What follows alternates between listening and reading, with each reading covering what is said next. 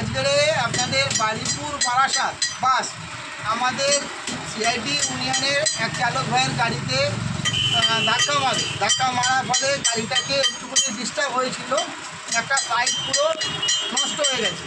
তা মোটামুটি আমরা বাস মালিকের সাথে কথাবার্তা হয়েছে, আমরা গ্যারেজের সঙ্গে কথাবার্তা বলেছি এবং বলে একটা অ্যামাউন্টে এসেছে। আমরা প্রথমেই চেয়েছিলাম মালিকপক্ষ কাজ করিয়ে দেবে, মালিকপক্ষ এখন আমাদেরকে বলছে আমরা করিয়ে নেবো, মালিকপক্ষ একটা খরচা আমাদের দিয়ে দিচ্ছে ড্রাইভারে।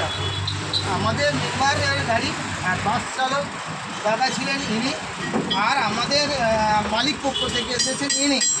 আমাদের যা খরচা গাড়ি যা হবে সেই হিসাব করে আমাদের বাসের মালিক চালক দাদার হাতে টাকা তুলে দিচ্ছে। আচ্ছা ঠিক আছে, হ্যাঁ, আমার দাদারা যা ক্ষমতা ছিল সমাধান করেছেন আর কপারেটও করেছেন আপাতত। আর ইনি আমার যা গাড়িতে ক্ষতি হয়েছে ওনার বিনিময়ে কিছু হেল্প করেছেন, যদি আমি গাড়িটা অন্য জায়গায় কাজ করিয়ে নেব। তো আপাতত এর মধ্যে আমাদের মধ্যে আর কোনো সমস্যার হওয়া উচিত নয়, সব আমরা মিলেমিশে কাজ করবো। বাস চালক দাদা কিছু বলা বলে নাও, ঠিক আছে। আচ্ছা মধ্যে ছিল আপনার কোনো অভিযোগ আছে দাদা? আপনার কোনো অভিযোগ আছে? আমাদের মধ্যে কারোর কোনো অভিযোগ নেই, সব ঠিকঠাক আছে। আচ্ছা, আমার লাস্ট কথা হচ্ছে আমাদের 18 তারিখ একটা কর্মসূচি নেওয়া আছে ইউনিয়ন তরফ থেকে।